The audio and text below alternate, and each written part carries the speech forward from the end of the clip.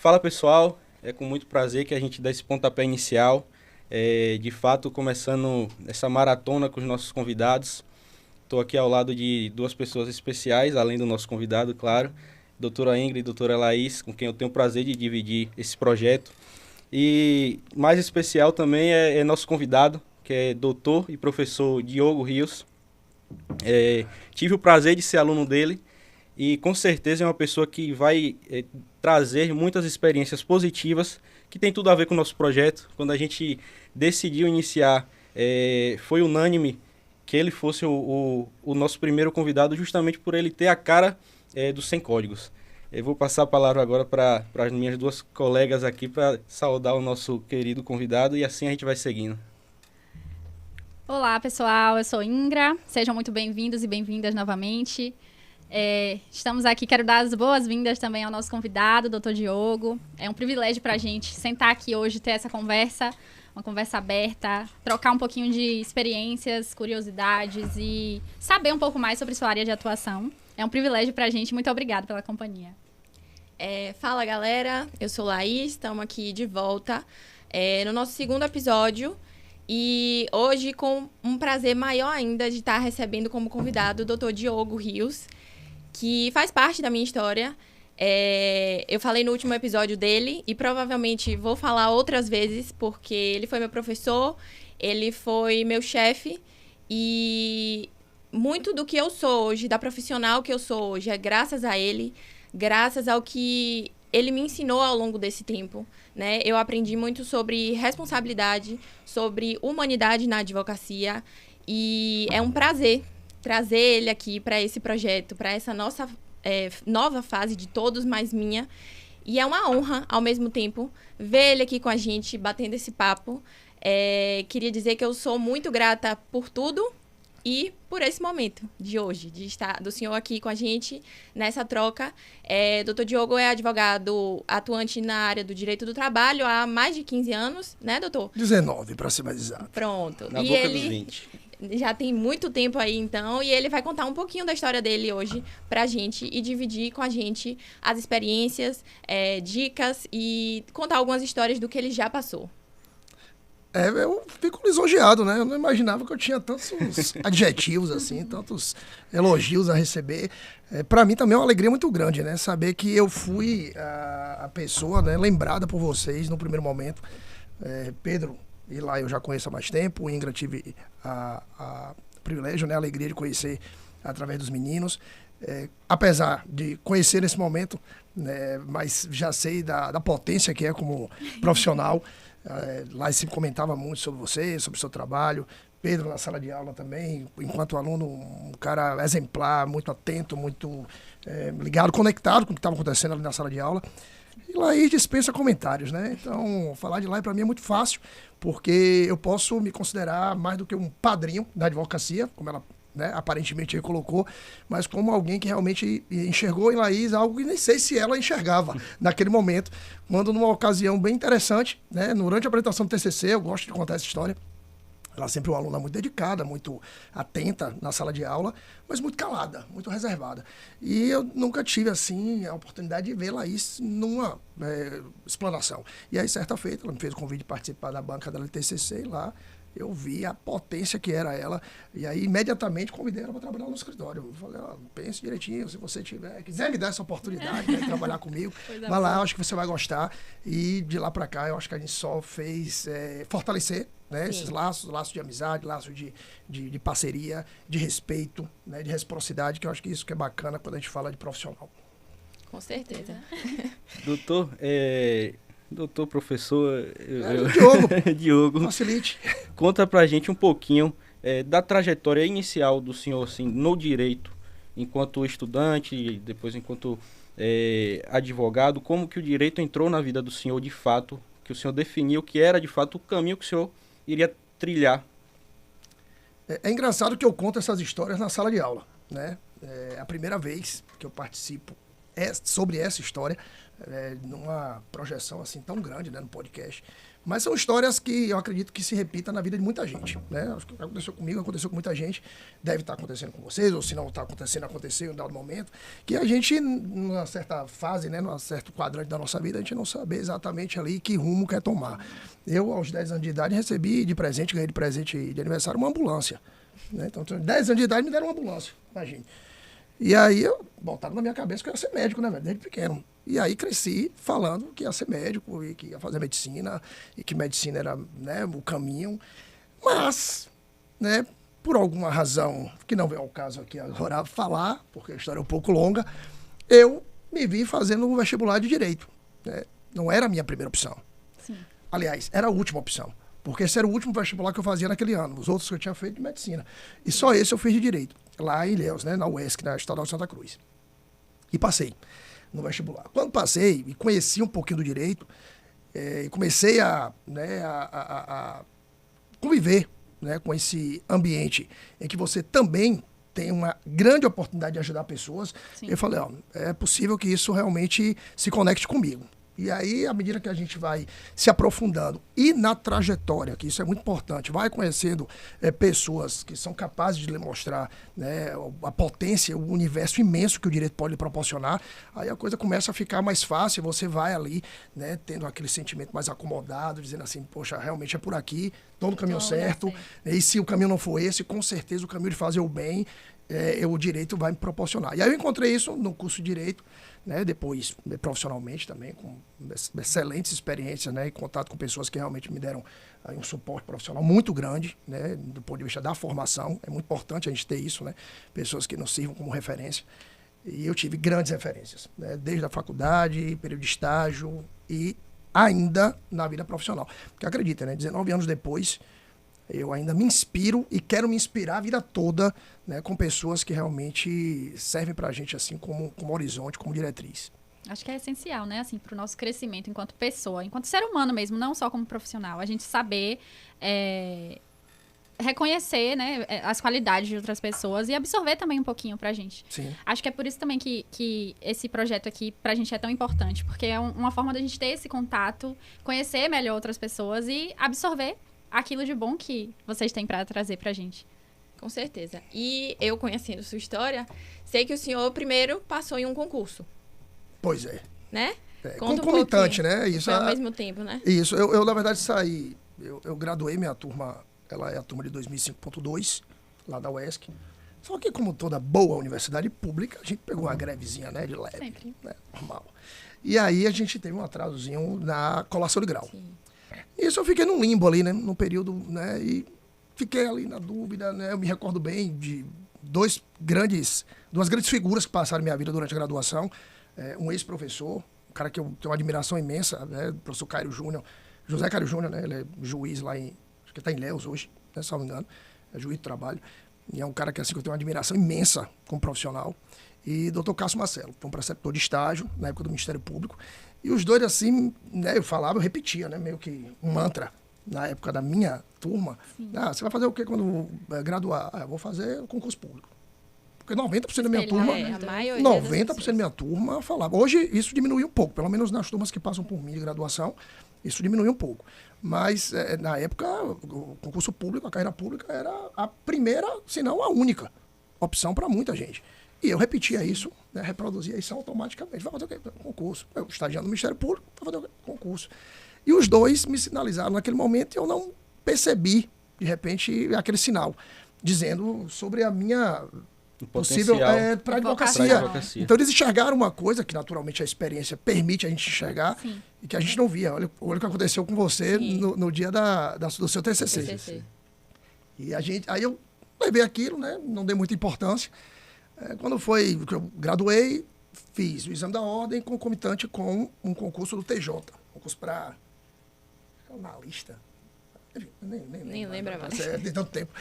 Enfim, era um cargo do tribunal, do TJ, e o TJ, né, aquela demora para poder nomear, meu amigo. Resultado, passei no exame da ordem, passei no concurso TJ, se foram 5 anos até sair a convocação, aí o resultado, o edital. Sim. E aí eu já tinha 5 anos advogando, né? Porque eu não esperei o resultado do concurso. E também não fiz mais nenhum outro concurso. Foi o único concurso que eu fiz. Graduado. Eu tinha feito alguns outros 2 ainda durante a graduação, para nível médio, mas graduado foi o único que eu fiz. E aí eu já tinha 5 anos de advocacia. Então já tinha um horizonte mais ou menos sinalizando ali para mim. Eu falei, não foi fácil fazer essa escolha. Sei para você que foi, não foi. Eu tinha que escolher ali depois de 5 anos se eu iria para a carreira pública ou se ficaria na advocacia.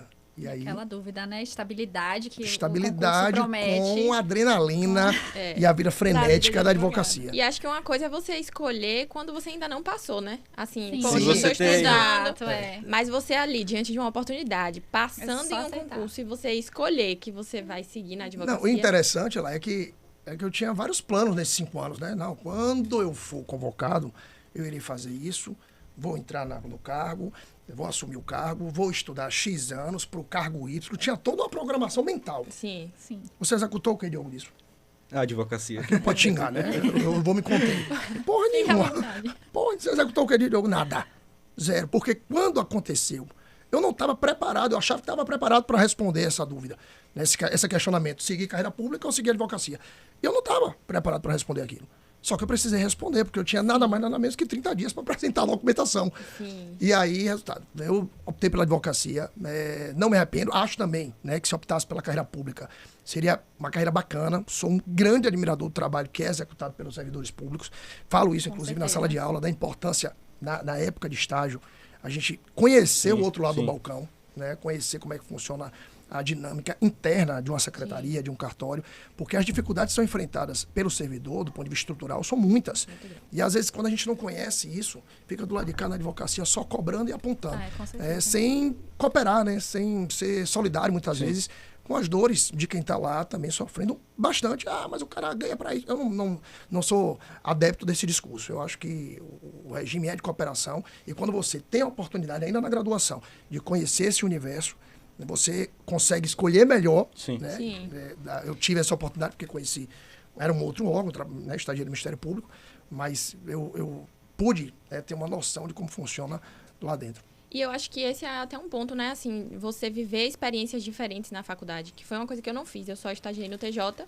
E aí, quando eu saí da faculdade, eu não tinha experiência nenhuma advogando. Então, a minha certeza para concurso também tinha um pouco desse lado de não ter vivido a experiência. E eu acho que é muito importante, na faculdade ainda, você passar pelas 2 experiências, ou até outras muitas experiências de trabalhar, quem tem a oportunidade, né, no TJ ou em qualquer outro tribunal, enfim, do lado do judiciário e também no escritório de advocacia, porque eu acho que é muito importante essa experiência. Quando eu me formei, a sensação que eu tinha é que eu estava ainda estagiando, né? E a gente sempre vai aprender, óbvio. Mas os primeiros anos, assim, o primeiro e segundo ano, a sensação que eu tinha é que eu ainda estava no estágio. Até eu me sentir segura e madura no que eu estava fazendo, mas justamente porque eu não tinha passado por essa experiência na faculdade, né? Eu acho muito importante. Eu acho que o curso de Direito ele tem esse ponto que é muito positivo, que é de oportunizar de fato que o estudante de Direito comece a viver o Direito antes mesmo de se formar. Sim. Porque existem, tanto no escritório quanto no próprio TJ, diversos estágios, né? Que colaboram para você, de fato, definir isso, para você aprender. Eu só estagiei no TJ, estagiei na Vara Crime e na Vara Cível, e foi muito positivo porque eu tive também a sorte de... eu estagiei no gabinete com 2 juízas e elas, de fato, ensinavam pra gente e possibilitavam que a gente vivesse um pouquinho do lado de lá. Eu sempre tive a ideia de fato, ir pro lado da advocacia. Eu nunca quis concurso público porque, como eu já falei outras vezes, eu sempre fui muito dinâmico. Eu gosto do dinamismo da rotina que a advocacia pode proporcionar. Mas já procurou psiquiatra? Vou procurar. O primeiro passo. Né? Mas o estudante de Direito tem essa possibilidade de passar um tempinho ali no TJ, passar um tempinho no escritório, vai na Defensoria, no Ministério Público, tem cartório, tem assim um mundo de possibilidades que podem ser seguidas. Eu acho que isso é muito positivo. A gente falava sobre... Desculpa, você ia falar ainda? Pode falar primeiro. Já eu tomando conta do negócio.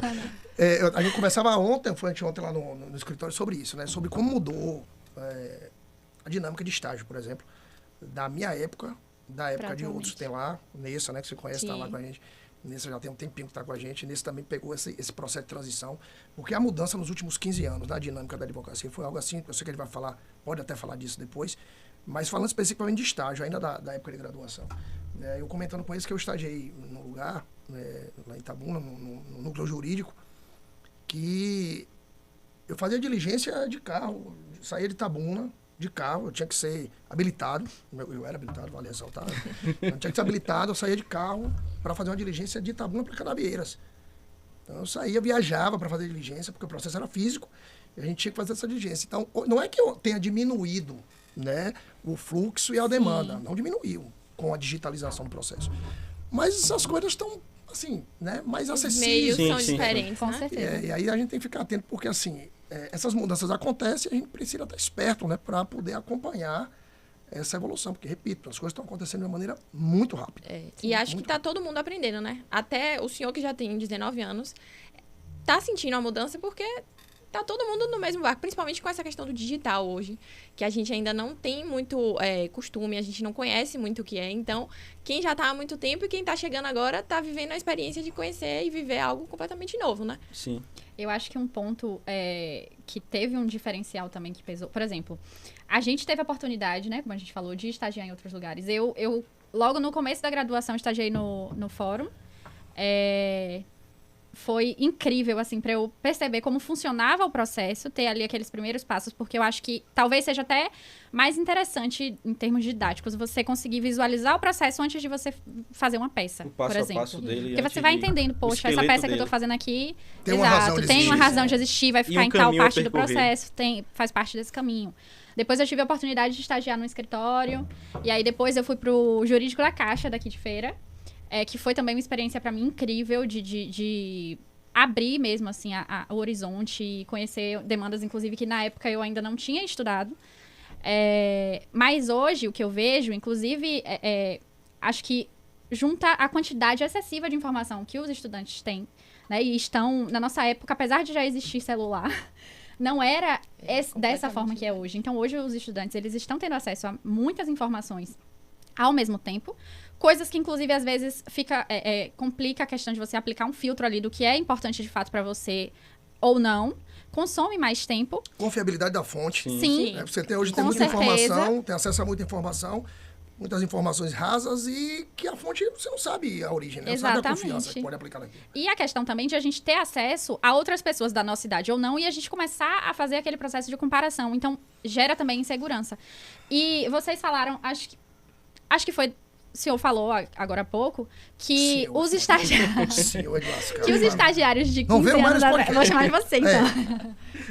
E os estagiários de 15 anos atrás é a força do hábito. Não tem como a gente não... Tudo bem. Tá desculpado. Não falhar, assim, em alguns momentos. Os estagiários de 15, 10 anos atrás, até 5, enfim, talvez eles tivessem um pouco mais de facilidade de encarar situações em que eles precisavam assumir uma responsabilidade muito grande De agir mais. de agir ali, Sim. entendeu? Como, de fato, um profissional. Volta e meia a gente tinha essa coisa de chegar ali no fórum e lidar com os servidores e pedir para o andamento de um processo. Coisa que hoje, o que eu noto, e não como uma crítica, mas talvez por conta até essa questão da pandemia também, acho que teve um peso nisso, né? De as pessoas sentirem um afastamento. Os estagiários sentirem um afastamento muito grande dos advogados formados, como se eles estivessem ainda muito distantes daquela realidade. E talvez até duvidassem da própria capacidade em relação a isso, assim. Então, é um ponto que eu acho que hoje em dia está um pouco preocupante, né? Esse abismo que se formou entre as duas realidades. Sim. E que é importante que, aos poucos, seja desmistificado isso, né? Assim, para que eles consigam, no momento que se formem, se sentirem um pouco mais Já ter o gelo quebrado ali com o exatamente, judiciário, né? estarem com mais afinidade, assim, independente do caminho que vai escolher, se concurso, se advocacia, mas que eles estejam mais afins realmente com a profissão em si. Sim. Uma dica que eu dou pra galera, ainda na graduação, é que você tem a oportunidade de experimentar, não necessariamente na rotina, né? Sim. Mas de conhecer mais de perto, através dos próprios professores. Sim. Você tem no quadro de professores, você tem um magistrado, você tem um Delegado. Exato. você tem um promotor, você tem um advogado. Chega o professor e fala, pô, professor, eu queria passar aí um dia, né? Para conhecer, né? Uma experiência para conhecer qual é a sua rotina como delegado de polícia. penso, né, além de trocar ideia, de conversar, mas é diferente, né, quando você está naquele ambiente. Sim. Né, quando você está ali convivendo naquele espaço.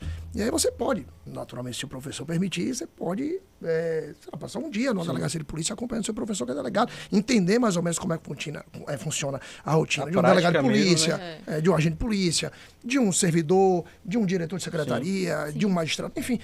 A graduação, por mais que você não esteja estagiando naquela área específica, com aquele profissional específico, a graduação lhe permite isso. Mas é isso, essa iniciativa tem que existir, né? A galera tem que ser um pouquinho mais proativa e dizer, professor, eu estou curioso, eu quero, ainda não decidi. Se decidiu a carreira, melhor ainda, mais um motivo para eu poder me aproximar dessa carreira e ver se é um conto de fadas, realmente é aquilo que eu estou imaginando, ou se o buraco é mais embaixo. E se tem realmente aquela afinidade, né? Assim, você conhecer, acho que abre a mente, você conhecer outras realidades, você vê, poxa, isso daqui eu gostaria de trabalhar com isso. Ou então, não, realmente não dá pra mim. E às vezes você pensa que é a sua habilidade, sua afinidade, quando E você descobre que experiencia não. é completamente diferente, né? Porque a gente imagina, ilusiona muitas vezes, mas quando vai pra prática é completamente diferente. Acho que isso acontece até com quem passa em concurso. Deve acontecer, né? Muito. De imaginar Muito. uma vida Como e... seria... um mar de se rosas. não E muita fosse gente aquele escolhe caminho. pelo dinheiro, que não é tudo, é muito importante, mas não é tudo. E aí, quando vai viver aquela realidade, inclusive porque não teve a experiência ou por qualquer outra razão, não consegue. Né? E não é discurso pronto. É verdade. Só quem sente que passa por isso pode falar. Sorte daquele, né, que pôde experimentar e nesse processo de experiência pôde escolher aquilo que realmente lhe traz alegria. Sorte daquele. Com certeza. Sabe que não é a realidade de muita gente. Mas isso não quer dizer que a Exato. pessoa vai viver num mar Sim. de intranquilidade, de tristeza, não. Sim. Né? E aí é que está a grande magia do direito. O direito é né, se você fecha uma porta, abrem 200. E aí o cara pode, se tem disposição, tem espaço. Eu vou aproveitar essa fala do senhor para falar até uma coisa que a gente falou ontem, eu e Laís, que a gente já tinha tido um contato com o senhor, sobre o entusiasmo que o senhor ainda tem com direito, mesmo após 19 anos de... Muita musculação, muita atividade física, então é por isso. Porque a gente está é muito comum você ver, de fato, advogados falando mal da advocacia, do direito. E eu, particularmente, nunca vi o senhor dizer que o direito é perfeito, lindo, maravilhoso, que a gente vai ficar milionário com um ano. Mas eu também nunca vi o senhor desanimar, nunca vi o senhor desanimar um aluno, sempre vi o senhor, de fato, mostrando a realidade, que é um caminho que é muito possível, a advocacia é um caminho muito possível, mas que você tem que trabalhar, você tem que, de fato, estar disposto a percorrer aquele caminho. E eu acho que eu sinto falta disso em muita gente que se posiciona hoje, principalmente com a era do digital, né, no Instagram, porque as pessoas ou mostram um lado totalmente negativo ou mostram um lado que não existe, que é o cenário perfeito, né? O advogado ali que tem zilhões de processos, causas milionárias, todas causas ganhas, que a gente sabe que isso não existe. 10 dígitos. Né? Chuva de Exatamente. procedência, já vi gente Chuva de procedência. Né? Exatamente. Então, assim, hoje a gente E o código vê... de ética que se exploda, né? A gente vê os dois extremos, mas a realidade é o meio disso tudo, né? E eu acho que muita gente fica no meio do caminho por conta dessa bomba de informações, tanto positivas demais quanto negativas demais. Então, aproveitando isso, como é que o senhor ingressou de fato na advocacia após ali esperando, né, o ser chamado pelo concurso? Mas como é que foi essa quebra do gelo ali com o judiciário, essa entrada, Essa transição, transição, isso? Aí eu graduo em 2006, por conta da greve, minha turma deu 25.2, desculpa, e graduo em 2006. Passo no exame da ordem, começo a trabalhar em meados de 2006. E já cheguei, como eu disse, né, tive pessoas assim que me abraçaram bastante, né, meu irmão, que é meu ex-sócio, José Laércio Rios, que é um advogado bem conhecido aqui em Feira de Santana, que é o Tarapiraca, um cara espetacular, que me deu a mão assim e me mostrou o caminho da advocacia. Aprendi muito e aprendo muito com ele até hoje. Doutor Kelton Arapiraca, falei Kelton Arapiraca, doutor Kelton Arapiraca, meu amigo e irmão. Pedro, na época, né, Pedro Falcão, esse já não advoga mais, mas na época foi um cara também que me inspirava bastante. E aí, quando você forma, quando você gradua logo e ingressa no escritório pequeno ainda, tá? Só tá mais organizado, né? Mas a gente continua pequeno. Antigamente era pequeno e desorganizado, agora a gente é organizado e pequeno, né? Mas firme e forte aí, na esperança de melhorias dia após dia. E aí, eu me lembro que a gente, quando você ingressa logo no escritório de advocacia, você trabalha com o que a gente brinca para o Tribunal de Justiça, né? Que é a competência residual. Né? O que é que sobra? É seu. Tudo que sobra, que ninguém quer, é do recém-formado. E por isso que eu falo muitas vezes, velho, que durante a graduação, a gente não tem o direito de estar dizendo que já está pronto para a área X. Porque qualquer área pode ser a nossa. Eu sempre gostei, até pelo estado do Ministério Público, sempre gostei de direito penal. Né? Segunda fase em penal, sempre gostei de penal. Mas tive algumas experiências já no início da advocacia com direito penal. E foi ótimo para mim, porque ali eu tive certeza que eu não queria aquilo para mim. Né? Nada, pelo contrário, né? Sou um dos que mais militam a favor da advocacia criminal. Importantíssima, né? Fundamental. É essencial, é. Mas existiam demandas dentro daquele segmento que não me atraíam, né? E aí eu precisei, né, encontrar um outro caminho. E aí fui por um caminho que, repito, também não era a minha primeira opção. Já perceberam que minha primeira opção nunca é a que eu faço. Sim. O que é a prova de que não existe primeira opção, pô. Existem... E nem única, né? E nem única. Às vezes, existem várias opções, né? A gente tem que estar disposto e preparado para qualquer uma que aparecer. Essa é a grande... Eu acho que esse é o grande barato, né? Sim. E aí surgiu essa oportunidade de ocupar a carteira de Direito do Trabalho no escritório. E aí eu mergulhei nisso aí. Né? Estudei mais um pouco do que tinha estudado na graduação, fiz pós-graduação em Direito do Processo de Trabalho, e aí, né, segui aí, trilhei pelo caminho do Direito do Trabalho, em especial, né, que é uma área que eu já atuo há algum tempo, a parte de reparação civil, por conta de doença ocupacional, acidente de trabalho, enfim.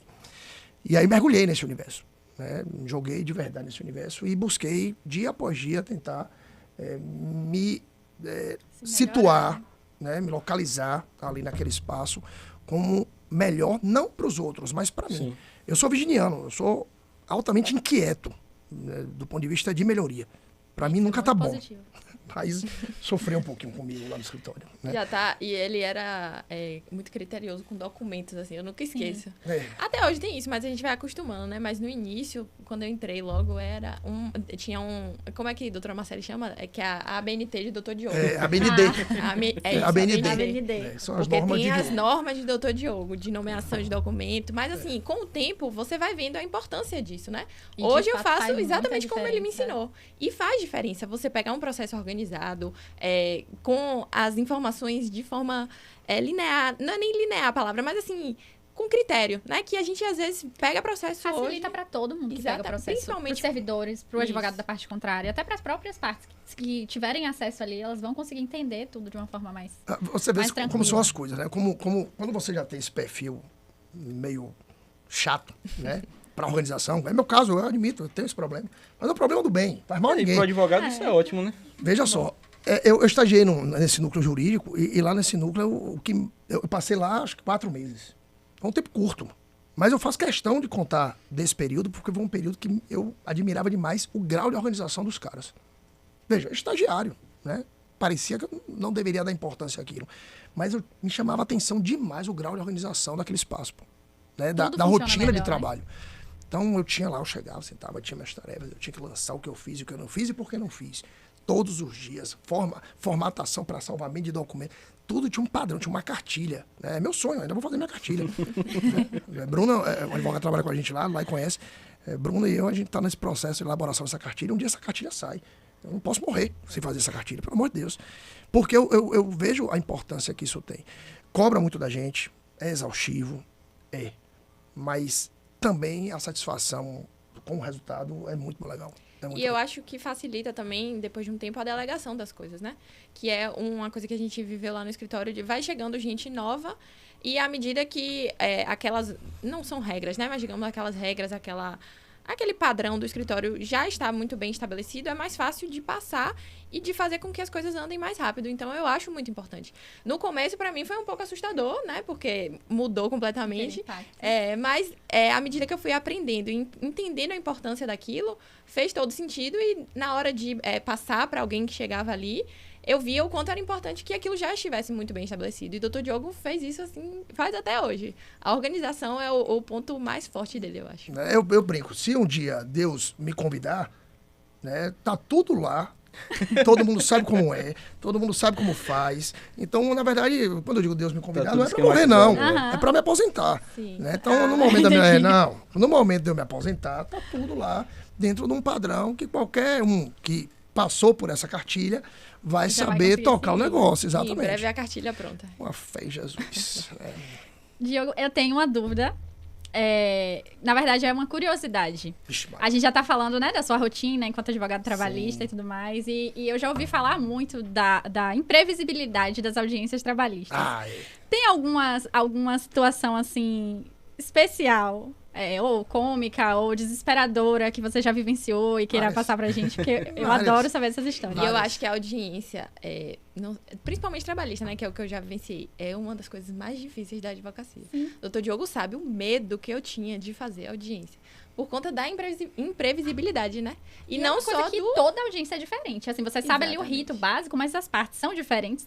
Você nunca sabe o que um vai dizer, o outro vai falar. E então é realmente... E os clientes, às vezes, é um desafio. Né? E a trabalhista, acho que ainda mais um pouquinho, porque é tudo ali, né? É muito dinâmica, então tudo pode acontecer ali, né? Tinha um professor meu da pós-graduação, que ele dizia, né? São 39 varas de trabalho em Salvador. Ele dizia para cada vara do trabalho em Salvador existia uma CLT e um Código de Processo Civil. Então, um CPC e uma CLT para cada uma das 39 varas. Sim. Lógico que isso não é verdade, né? Lógico que isso não é verdade. O procedimento é o mesmo em qualquer lugar do Brasil. Porém, algumas surpresas acontecem. Comigo aconteceram algumas. Algumas, né? Mas eu gosto de contar a história dos outros, né? Não vou contar a história minha, não. Ontem, pra você ter ideia, é meu sobrinho, advogado também, trabalhou uma época com a gente lá no escritório. Aí, Thiago me liga, né? E ele não tem experiência, ele nunca fez audiência na Justiça do Trabalho. E ele me liga para pedir umas dicas, né? Pô, bicho, vai ter audiência na Justiça do Trabalho, assim, assado, processo assim. Uma demanda que, em tese, não teria instrução, não teria audiência. E aí ele queria se preparar para essa audiência, que era a audiência inicial. Aí eu fui dando algumas dicas da rotina da gente, dá uma olhadinha, olha na pauta, vê se a audiência é una, se não é una. Se for una, você vai ter que se manifestar sobre documento, vai ter que falar sobre preliminares de defesa, em mesa, né? Oralmente. Ele... Lá não concede prazo, não, é? Falei, não, lá não concede prazo, não, velho. Se a audiência for una, o juiz, né? Porque, por lei, a audiência é una. Alguns juízes que fracionam. E como é que a gente fica sabendo isso? Então, existem algumas dicas que a gente dá em razão da prática que facilita um pouquinho. Só que prática aonde a gente atua. Exato. Se eu sair de Feira de Santana e for atuar, por exemplo, né? Eu tenho um processo de trâmite, sei lá, vou chutar aqui. Conquista, Pernambuco, pronto, tá lá, Recife. 10ª vara de Recife. Eu não sei qual o procedimento adotado pelo juiz, via de regra, o juiz titular. Ela tem isso, né? Ela tem um juiz titular, tem um juiz substituto. Substituto, na maioria das vezes, segue a linha do titular, mas o cara não é obrigado a seguir, porque a lei diz que a audiência é una. É uma confusão isso daí, e até hoje, 19 anos depois, e advogados até muito mais experientes do que eu. A semana inicia, segunda-feira, começam as perguntas no grupo de WhatsApp de advogado. Sabe dizer se a audiência na vara X é una ou fracionada? Sabe? Então, essas surpresas são bem comuns. Então, dá pra gente... Desafiadoras também, né? Desafiadoras. Assim, imagino, porque desafiadoras. Eu acho que a experiência vai deixando mais tranquila no sentido de você conseguir administrar ali os imprevistos, Porque os mais verdinhos, acho que tem que lidar ainda com a insegurança, né? Tipo, eu ainda sou aqui muito jovem, não tenho essa bagagem toda. E somando aos imprevistos, acho que consegue ser pior. E na Justiça do Trabalho ainda tem um fator que sempre me deixou, assim, mais nervosa, que é a presença de outras pessoas. Sempre. Quando você chega na Justiça do Trabalho, você entra para fazer a audiência, tem um público, uma plateia. Na verdade, aquilo dali é um convite à meditação. Né? Porque se você, né, entra num processo de introspecção, entende que aquele momento ali é só seu e da audiência, nada mais ao redor vai lhe incomodar. Já fica Gostou? aqui. Gostou? Meditação durante a audiência trabalhista. Isso é verdade, Diogo? Não comigo, porque eu me divirto. Não, o doutor Diogo, quando chega em audiência, ele começa a conversar com todo mundo. E aí ficava eu e Vanessa assim, velho, como é que ele tá conseguindo? Eu e Vanessa tremendo, pensando em todas as possibilidades, se acontecer isso, se acontecer aquilo. E o doutor Diogo conversando. Aí na hora que começa, parece que realmente ele medita. Porque... E no começo eu acho que dá até medo da gente interagir, porque vai pensar, não, vai fugir aqui já todo o tema do processo, o script que eu tinha que seguir. Toda a minha programação é por água. E é lógico, já aconteceu um episódio, eu não sei se eu devo contar isso. Não. Vou contar um outro. Vou contar um outro. Esse negócio de você se preparar para a audiência, né? Porque a audiência sempre foi realmente um drama. na Justiça do Trabalho, quem atua na Justiça do Trabalho. Enquanto eu vou falando, eu vou lembrando de outros aqui. Teve um. Eu estava no dia da Justiça do Trabalho, eu já era professor já há algum tempo, e aí encontrei 2 ex-alunas. Primeira audiência delas na Justiça do Trabalho. E aí, né, chegaram para mim, professor, tô nervosa. Meu primeiro dia aqui, coisa e tal. Eu falei, bacana, velho. Se eu quer precisar de alguma coisa, me fale. Se tiver alguma dúvida, me fale, eu tô por aqui. Tá bom. Mas mostraram ali aquela emoção inicial e foram embora. Fizeram audiência. Eu não vi, eu estava fazendo audiência em outro lugar. Quando nos encontramos novamente no corredor, a cara do desespero. Já né, tinha era a cara aparecido. Aí elas apareceram lá, com a cara arrasada, as duas, com as caras arrasadas. Professor, eu nunca mais volto nesse lugar. Falei, por quê, rapaz? Não, pelo amor de Deus, a gente não tem tempo nem de respirar, é tudo muito rápido. Não sei. O dinamismo realmente é uma marca da Justiça do Trabalho, das audiências trabalhistas. Eu falo, perdão, professor. Fale. Eu já brinquei até algumas vezes com o Laís, que eu não sei como é que assim, o advogado trabalhista consegue, de fato, porque a experiência que eu tive foi até com o senhor que levou, na época da faculdade, para assistir uma audiência trabalhista, e eu vi aquilo ali, era a gente entrando e saindo da sala, e eu não conseguia me conectar, não conseguia me ver naquela situação, justamente por conta... Eu gosto do dinamismo, mas esse daí, com certeza...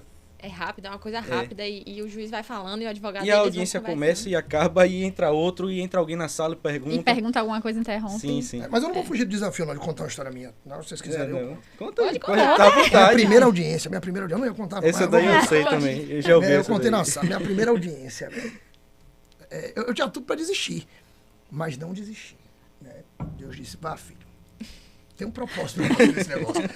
Aí eu Vai dar cheguei, certo. eu tinha um combinado com o Kelton, né? Meu ex-sócio, Kelton, foram algumas reclamações, não lembro a quantidade, de uma determinada empresa.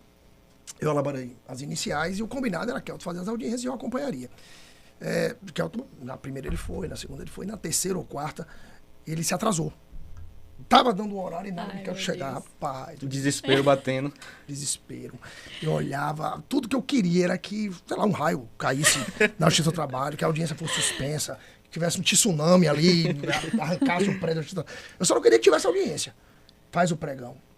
Cadê Kelton que não chega? Aí eu ligo pra ele, bicho, cadê você? Ele fez, faça, eu confio em você. Era tudo que eu precisava ouvir. Mentira. Era tudo que eu não queria ouvir. Sento, faço audiência una, a juíza, o processo era físico na época, né? Recebe a defesa, passa para mim e me franqueia a palavra para eu poder me manifestar sobre preliminares e documentos. Como eu tinha feito as audiências anteriores, eu memorizei noção. algumas coisas, né, que o Kelton falou. Se tinha sentido, eu não sei. Mas o fato é que eu repeti. Foi saltando. Repeti. E aí eu falava, e a juíza, graças a Deus, um anjo, né? Foi uma pessoa assim, de um acolhimento, de uma recepção inigualável. Ela, tudo que eu falava, ela. Não é que ela corrigia, ela não pode fazer isso, óbvio, né? Mas ela reorganizava as ideias do que eu dizia. E aí as impugnações iam sendo consignadas em ata. E ao final, essa é a melhor parte, ela me pergunta, né? Porque na época vocês ainda têm, né? Antes de receber a carteira definitiva, você recebe a certidão, né? Aquela que vem um registro, plastificada, né? que vem plastificada, né? Que é uma cópia reduzida plastificada, coisa que não existe mais, né? Mas a OAB insiste em colocar aquele nosso atestado de ser verde. Mas enfim, vou na hora de apresentar a OAB na época, né? A OAB 22799 na época era novíssimo. Então, apresentei 22, ela olhou a carteira, fez assim, ó, começando agora, hein, doutor? Isso depois. Tudo que precisava ouvir. Eu fiz, pois é, doutor, começando agora. Já sabe, eu acho que ela teve a impressão de que a área trabalhista não era minha, né? Porque ela fez assim, já sabe que caminho, né, que área vai seguir? Estou fazendo audiência trabalhista, já sabe que área vai seguir? Aí eu prontamente respondi, diante do meu comportamento, da minha postura, disse, direito tributário. E aí saí por cima. Falou, aqui não é minha praia, direito Fiz tributário. só um favor aqui. Anos depois, reencontrei ela numa outra audiência em Candeias e a gente relembrou esse episódio. A gente acabou de ir. Muito bacana. As filhas foram que minhas legal. alunas. Né? A filha, né? Uma filha dela foi minha aluna. Né? E muito bacana, muito bacana. Agora sim, repito, eu tive a sorte, como eu falo, essa caminhada ela se torna mais leve Sim. quando você, na trajetória, consegue pessoas. encontrar pessoas que agregam, né? Que somam. certeza. E a gente precisa também estar de coração Aberto. aberto para poder receber essas E é boas energias. importante, Né? no início, você se abrir para essa experiência, porque você não vai formar pronto, você Sim, precisa sim. viver isso, né? Sim, é o primeiro ponto, seja humilde. Eu estou começando agora, né? Estou ainda Eu vejo muitos, né, terem a coragem de dizer isso já no início, na mesa de audiência. É minha primeira audiência. Então você quebra um pouco o gelo daquele primeiro momento. Eu acho até entendeu? que é uma boa realmente, né? Você ter Sim, essa humildade de falar ali, ó, a minha primeira audiência e tudo mais. Porque você tá demonstrando que você tá disposto a aprender. Sim. Né? É porque eu acho que nesse caminho, Crescer, o direito para muitos acaba sendo um caminho que é visualizado como muito hostil. Principalmente, não é todo advogado que já tem muitos anos de experiência que tem a paciência, por exemplo, que essa juíza Sim. teve. Então é muito bom quando o advogado, eu passo por isso, venho passando por isso, e tenho, graças a Deus, encontrado pessoas no meu caminho que têm me colaborado muito para me tranquilizar. Eu estava conversando até com o Ingra hoje, que a gente está iniciando nosso escritório, e a gente estava fazendo justamente essa reflexão do quão difícil é começar, é sair do zero. E aí a gente estava refletindo, a gente tem que começar agora, porque daqui a um ano é a lembrança de milhões de experiências que a gente teve no passado desse ano, que vai ser daqui para frente. Então, assim, é muito desafiador começar. O advogado recém-formado, e eu falo com propriedade, passa por essa dificuldade de tentar se adaptar a um novo ambiente que está ali Ainda não te aceita numa completamente. velocidade né? gigantesca, as coisas acontecendo, e você, de fato, tem que encarar, porque senão não vai andar, né? E pensar também que, apesar de ter gente com mais experiência, ninguém tá 100% pronto. Eu Sim. acho que deve ter situações que até hoje o doutor Diogo Inclusive- se sente desafiado. Meu Deus do Pra céu. fazer. Inclusive, eu tenho Toda semana. a lembrança de uma fala dele que ele falou na sala de aula e falou depois em outras conversas da gente, que ele só se encontrou de fato, não foi na advocacia, depois de praticamente 10 anos de Na verdade, não é que eu me encontrei um pouquinho antes. não, Aí também. de se sentir pronto. É isso, eu digo isso. Eu falo que o processo de maturação profissional, cada dia que passa, ele está levando mais tempo. Por quê? Porque a maturação profissional no passado demandava do profissional advogado técnica. Sim. Técnica da advocacia, conhecimento do direito, conhecimento da norma. Hoje, além disso, que é básico, né? Sim. Isso aí é o básico, você precisa ter domínio, eu não estou falando de conhecimento superficial, não, estou falando de domínio de outras áreas que necessariamente fazem parte desse processo de formação profissional. Então, isso, naturalmente, vai exigir de você um processo mais lento de maturação profissional. Para você dizer assim, poxa, agora eu estou maduro, agora realmente eu consigo tocar o meu projeto, o meu escritório de uma maneira mais sólida, né, com perspectiva de futuro. Então, isso leva tempo. Nessa geração, nas gerações mais atuais, né, eu não estou falando de vocês, que vocês são quase idosos, mas nas gerações mais atuais, há uma certa ansiedade para respostas imediatas. E isso causa uma angústia no coração de vocês, eu sei que causa. Sim. Né? Então a gente imagina que vai sair da faculdade, com 2, 3 anos já vai estar estourado, Voando. porque o cara lá do Instagram disse que eu vou em 3 anos ter 1000 dígitos, Sim. né? 1000, né, na minha conta bancária. E isso acaba gerando uma turbulência muito grande Desnecessária. nesse processo de formação que precisa ser lento, não, precisa ser contínuo.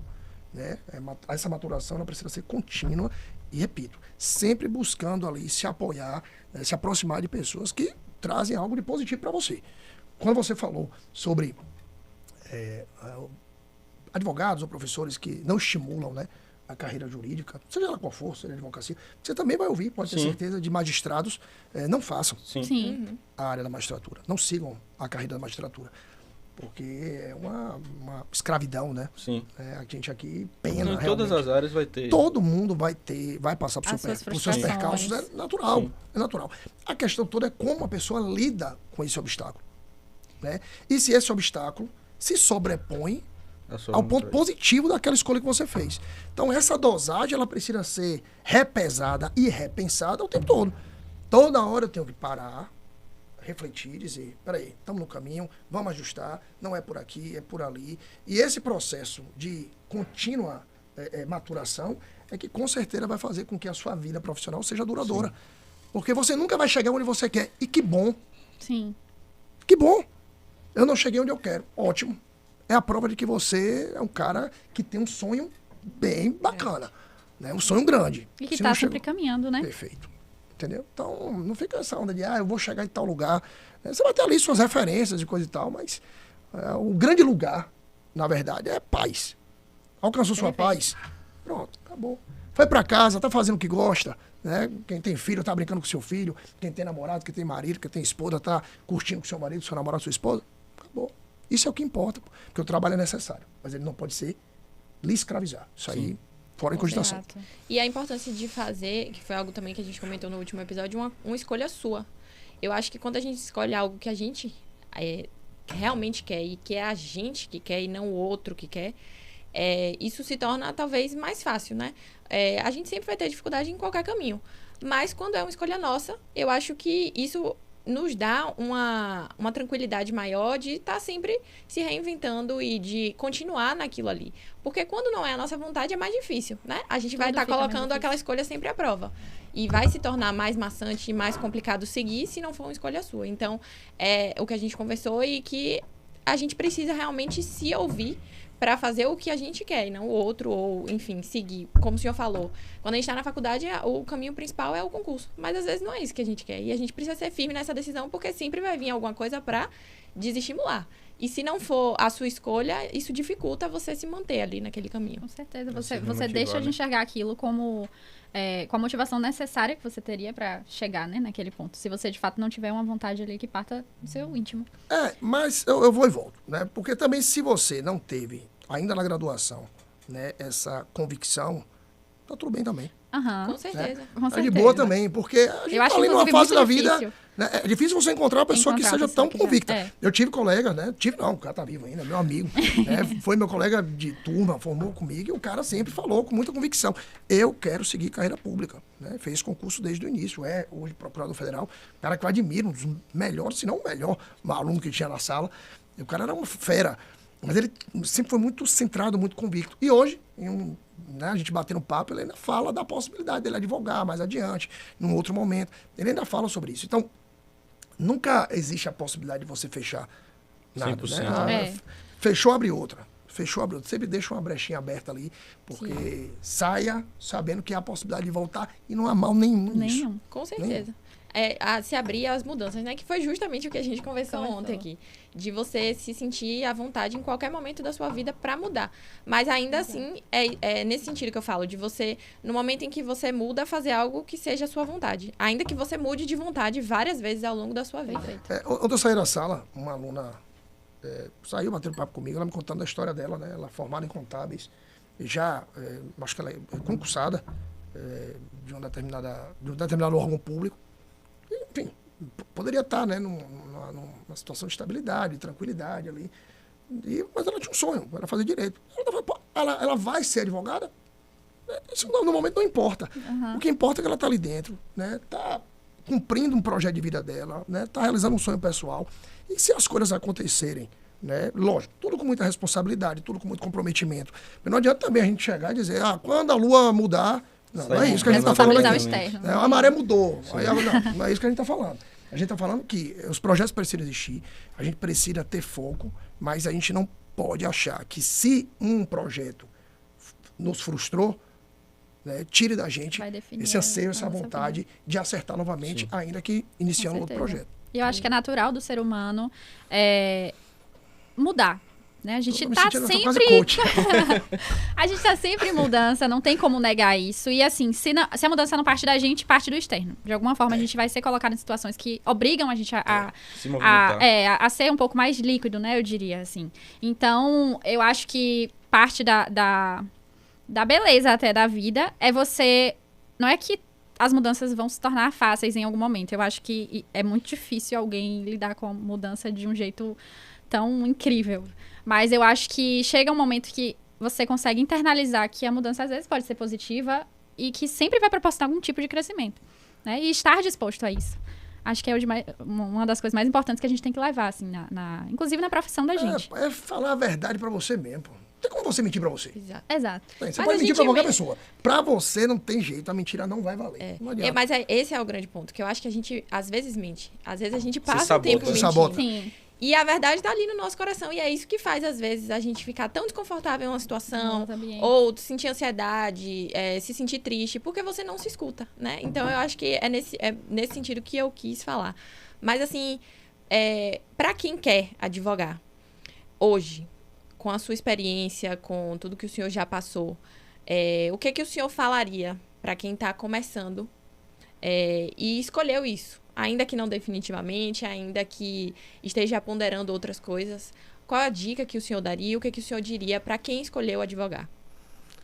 A primeira coisa que eu falo para qualquer pessoa que pense em advogar é que só o fato de ter escolhido advogar já está lhe dando uma oportunidade de você fazer algo muito importante na vida de alguém. Né? Então, a pessoa que te procurar e que confiar a você um problema dele, né, e disser, meu doutor, né, eu confio no senhor. A procuração é um voto de confiança. Pô. Totalmente. Você já pode se sentir um cara destacado, diferente, porque alguém confiou em você. Só isso já dá à advocacia um grau de responsabilidade imenso. A questão é como lidar com isso. Se eu não tenho essa responsabilidade e comprometimento com outras condutas e ações da minha vida, dificilmente eu vou conseguir ter esse comportamento, essa postura na minha carreira profissional da advocacia. Dificilmente eu vou ter. Então, o primeiro passo é isso. Né? Você entender o grau de responsabilidade que lhe foi confiada no momento que lhe é outorgado uma procuração. Feito isso, vamos para a parte material. Diogo, o que é que você recomendaria para quem está no início de carreira? Acho importantíssimo nesse processo de iniciação, como eu falei no início, que o jovem advogado tenha a oportunidade de conviver com advogados mais experientes. Diogo, eu já fiz isso durante o estágio. É diferente. Quando você coloca o seu nome lá na petição e o seu registro da ordem, seu número da OAB, é diferente. O olhar para o trabalho que você executa é diferente. Não que você, ou de você, será exigido algo que o advogado mais experiente tenha. Não. Mas com certeza, não alguém vai exigir de você, mas você vai passar a se exigir mais. Puxa, agora eu tenho que mostrar que eu mereço estar aqui. Eu mereço, né, ter esse registro aqui. E ter contato com profissionais mais experientes, isso pode ajudar bastante nesse processo. Diogo, eu tenho uma intenção de seguir carreira própria, colocar meu escritório, tocar minha vida. Acho isso muito legal, mas acho que a gente que poderia, né, antes disso, ter essa primeira experiência no escritório de advocacia, entender a dinâmica de funcionamento no escritório de advocacia, né, esse espaço, para que quando você pensar em ter algo para si, você perca menos tempo no processo de maturação. Porque você já entendeu mais ou menos como é que funciona aquela engrenagem. Então, muito bom. Porque muitos acham assim. Isso acontece porque é o que acontece no dia a dia, na rotina. Né? O cara está no estágio, está estagiando ali no escritório de advocacia, e nem sempre o escritório tem condição de acomodar todo mundo. Então, na hora que o estágio vence, né, que encerra a graduação, o cara fica ali meio perdido, pô, eu vou para onde, coisa e tal. Procurem um escritório de advocacia. Ninguém deve trabalhar de graça, longe disso. Mas, ainda que não seja naquele momento, né, a remuneração ideal, aquilo que você está procurando para você, né, pode ter certeza que o aprendizado precisa vir à frente. Com entendeu? certeza. E ter sorte, né? Aí orar muito para que Deus coloque nesse seu caminho alguém que esteja realmente com disposição, com vontade de lhe ensinar coisas bacanas. Sim, de ter uma troca Tem positiva. muita gente aí no mercado, mas nem todo mundo está disposto. Às vezes o cara é muito bom, mas não está disposto a dividir, a compartilhar essa informação.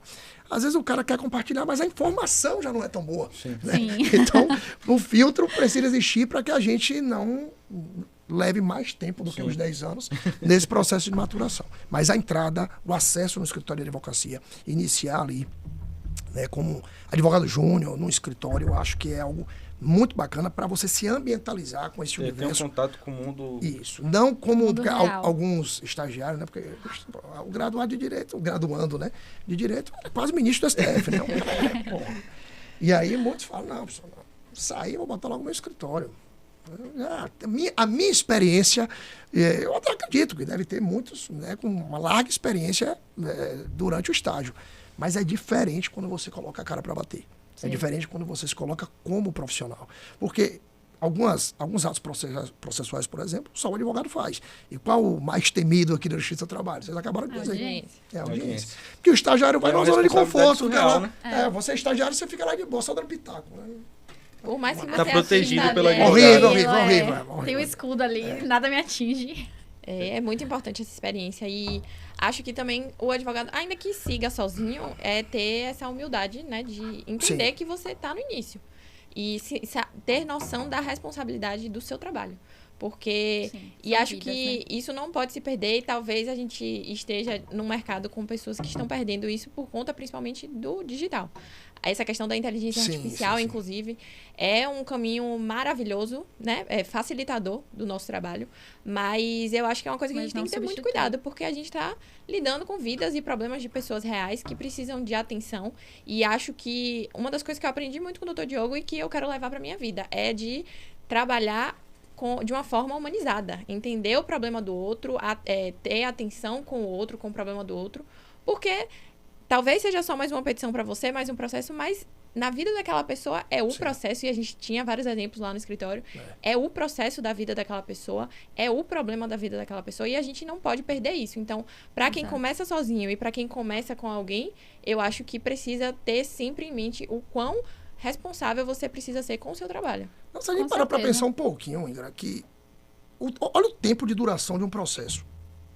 Tem processos que duram mais do que casamento. Sim, Sim. Vale bem ressaltar. mais, inclusive. Vale ressaltar, inclusive. Né? Então, você tem processos que duram 10 anos, 12, 15, 20 anos. A pessoa... Perdão. Diga que eu estou ocupado, não posso ver agora. Né? Isso deve ser uns fãs aí no podcast. Uma pessoa que confia em você, a vida dela, durante 15 anos, meu velho, o grau de confiança que essa pessoa deposita em você, eu não sei se ele deposita muitas vezes num parente, É Com verdade. certeza. num ente familiar. Entendeu? Então, é preciso entender, internalizar e, ao externalizar, ao colocar para fora aquilo que você pretende fazer, antes faça essa reflexão da razão daquela pessoa ter lhe procurado. Sim. É. Processos são vidas, né?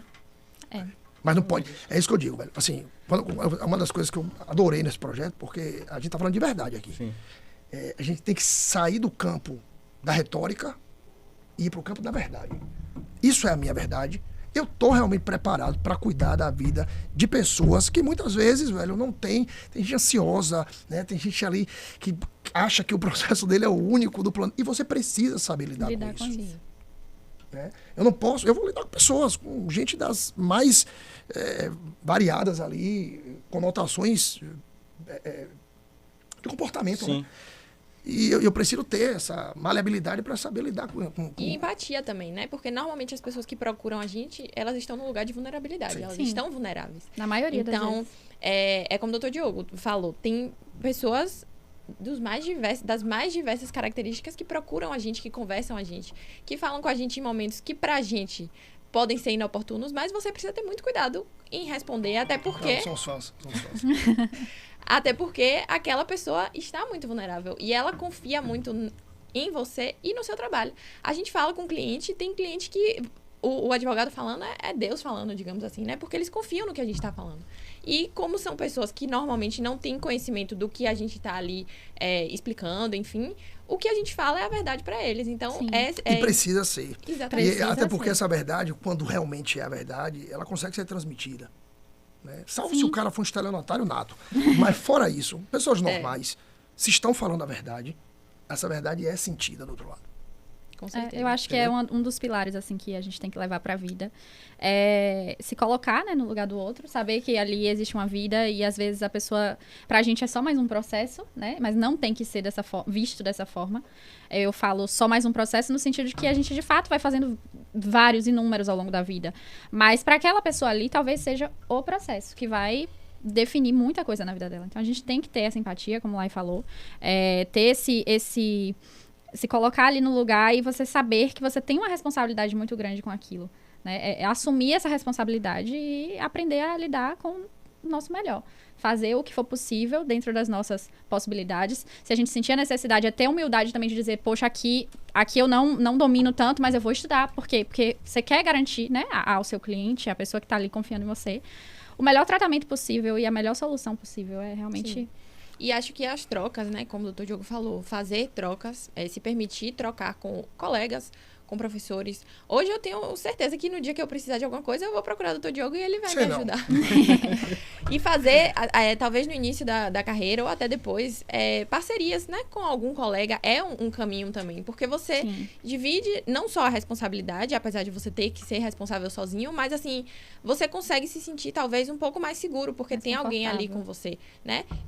Essa rede de apoio, né? Isso, exatamente. Falando sobre essa rede de apoio, uma coisa que eu sempre, por onde passo, né? Sempre que tenho a oportunidade de falar, eu falo do meu carinho, da minha admiração com uma comissão, né? Da OAB, que é o CCJA. Eu acho aquilo espetacular, velho. CCJA. Porque você tem a oportunidade ali de compartilhar, né, dos mesmos sentimentos. Está todo mundo ali na mesma... Figurinha, mas né? tem um outro ali que vai dizer que está bombando, né? Mas que nunca vai contar que está passando perrengue. 100%, Mentira, né? está passando perrengue. Lógico que está. E qual o problema? Nenhum.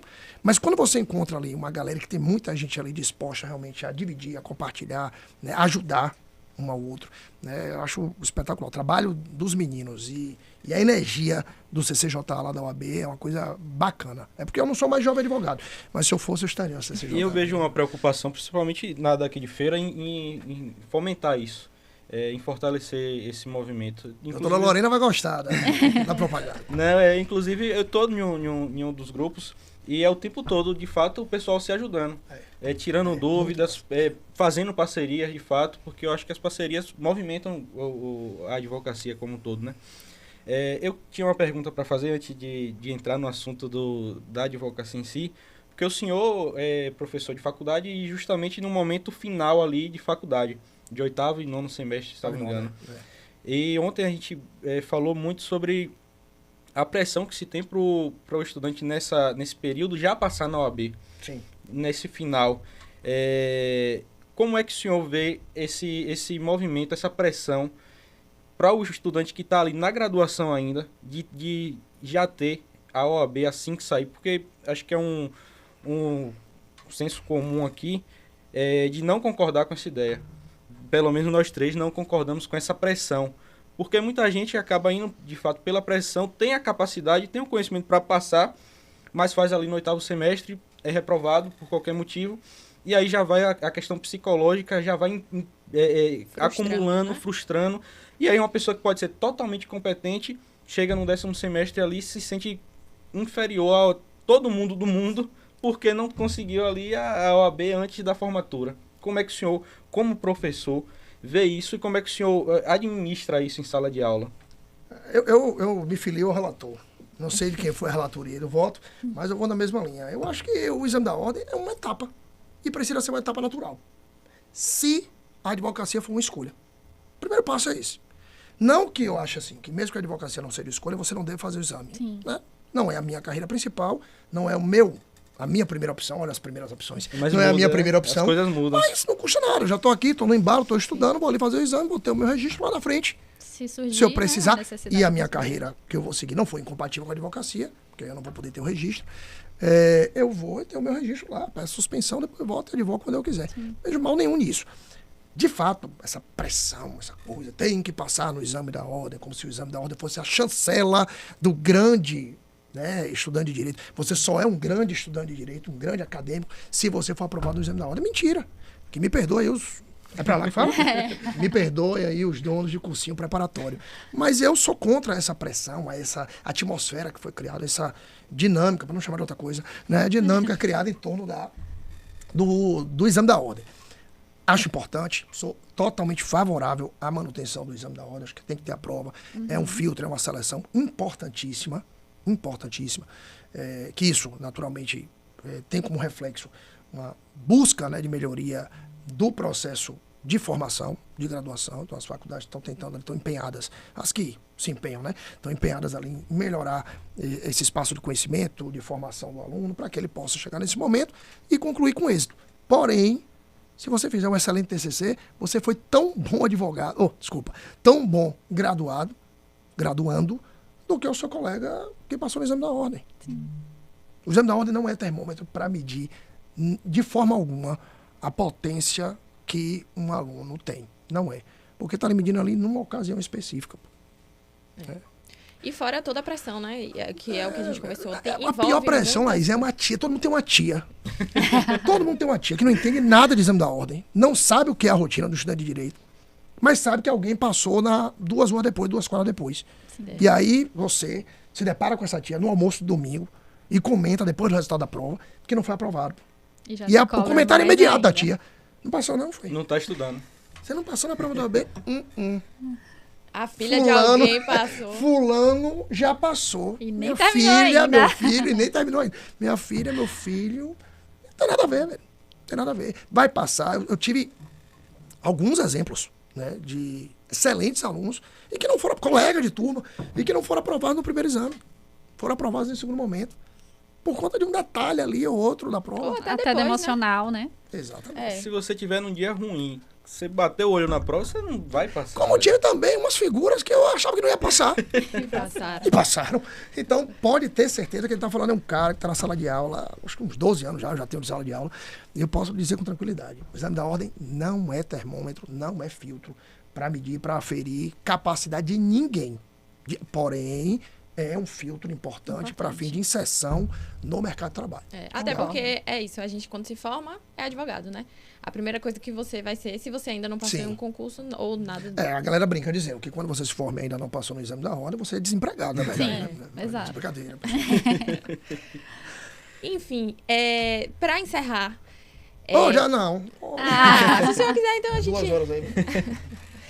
Para encerrar, é a primeira vez que o senhor vem aqui, é abertura, mas com certeza o senhor já está Virá convidado. outras, com certeza. Faz evento em mesa de bar, essas coisas. Pode falar. A gente já sabe que o senhor é apaixonado pela advocacia, né? Gosta do que faz. E esse caminho desafiador, às vezes, desestimula a gente, né? Para quem não tem facilidade, digamos. Por exemplo, a gente se forma e não tem alguém na família.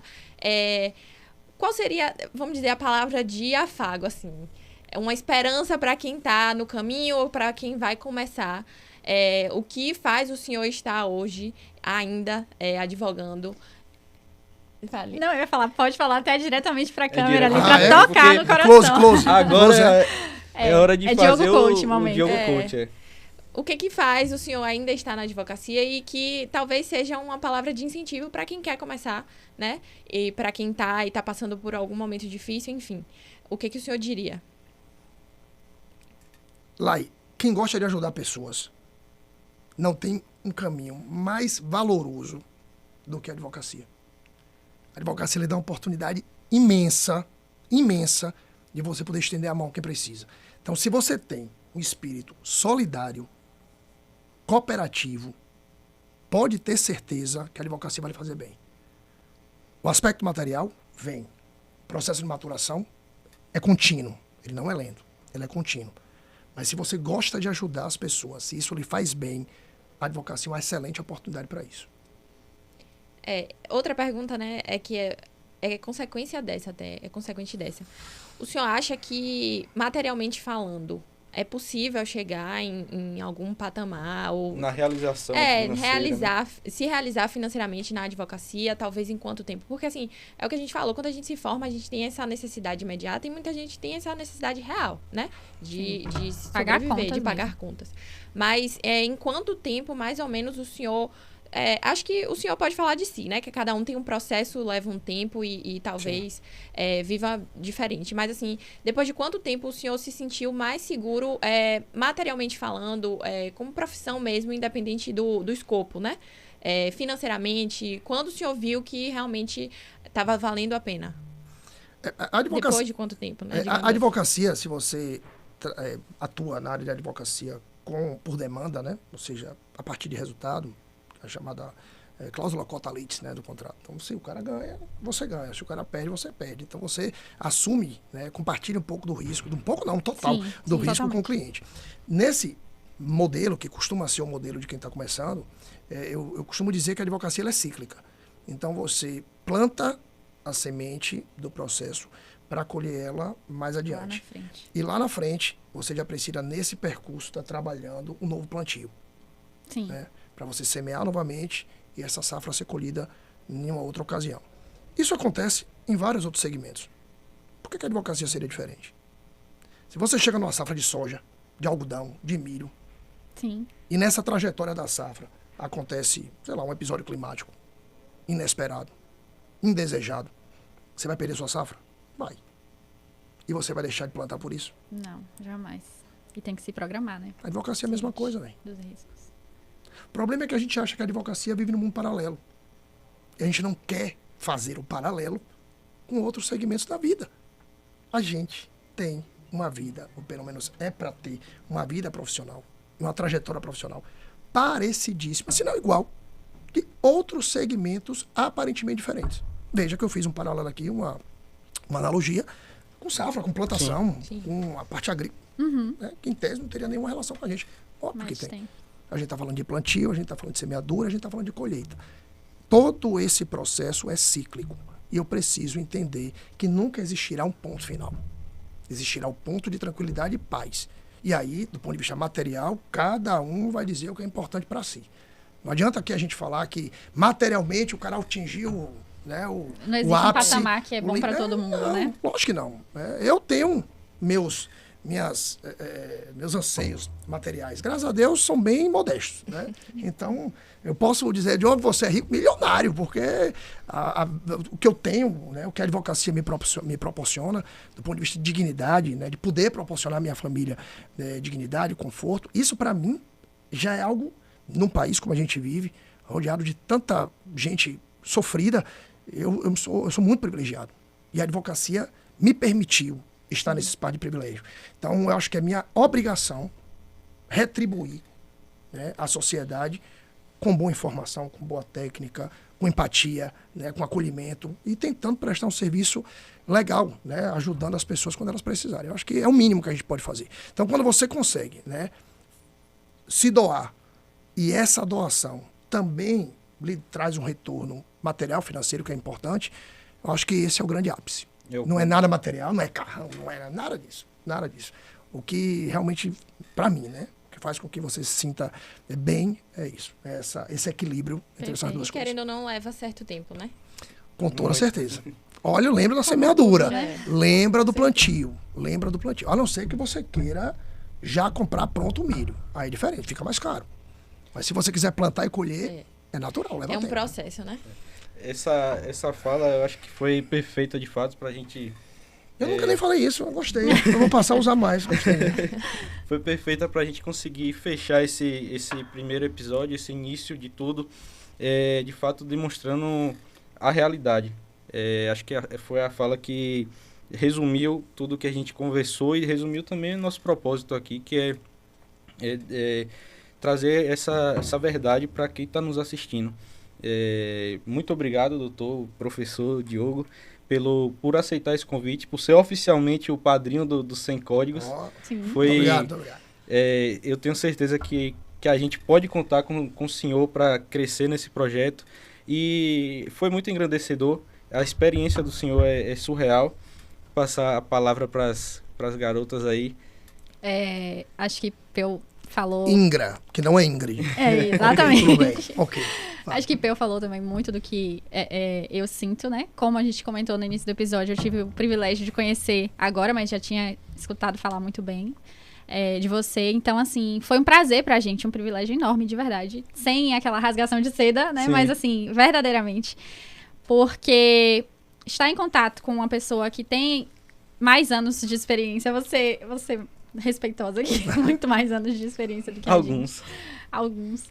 É realmente engrandecedor, assim. E faz parte do nosso crescimento a gente ter esse contato e absorver aqui tudo que foi dito dessa conversa, né? Eu acho que a gente vai ficar com muitas sementinhas plantadas dentro da gente também e na nossa trajetória. E com certeza virão outros. A gente agradece muito a sua disponibilidade, esse papo aqui que a gente teve.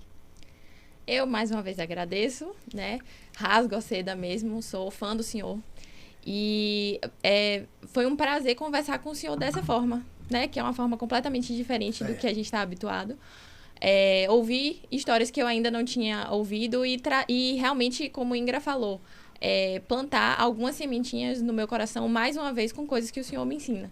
Porque eu conheço já há algum tempo, mas a gente sempre tem o que aprender. E hoje o senhor está aqui mais uma vez me ensinando. Agradeço pela contribuição, agradeço por topar isso, e porque desde o início, quando eu fui a primeira vez conversar com o senhor me incentivou a gente quando fomos juntos, né? E eu sei que o senhor torce de verdade, o senhor acredita no projeto e isso que, como o Peu falou, vai estar com a gente se a gente precisar. Então, muito obrigada. Ave Maria, a gratidão é toda minha. Antes até de saber, né, do projeto, de forma mais minuciosa, né, mais detalhada, eu já tinha comentado com você, já tinha gostado da parte visual. Achei top. As cores, o nome, nota 10. Parabéns aí, o idealizador. E fico muito feliz, pode ter certeza que quando precisarem, é só chamar, né? Adoro esse tipo de... Acho que é isso que nos fortalece, nos engrandece enquanto seres humanos, né? A oportunidade da gente poder dividir um pouquinho e mostrar para vocês que o caminho é árduo, mas é possível, lógico que é possível para todo mundo. Para mim continua sendo, meu caminho ainda é longo, espero eu. Então, nesses 19 anos que se passaram, que vem mais 19, mais 20, né? Sempre guiado por esses valores, né, que eu coloquei aqui para vocês. Eu acho que é isso que é mais importante. Agradecer muito a Deus. Eu digo sempre que eu sou porta-voz de algum anjo. Então, tudo que eu disse aqui não teve ensaio, não teve, né, vocês me deram lá até um scriptzinho para eu poder ter uma noção do que seria o tema, mas eu confesso que eu não tive nem tempo de ler. E isso que tornou esse bate-papo ainda mais especial e mais verdadeiro. Porque é isso que tenho certeza que vocês estão transmitindo aí para quem tá assistindo. É justamente isso.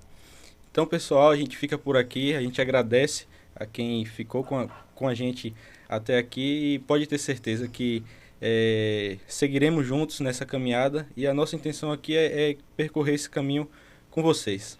Forte abraço.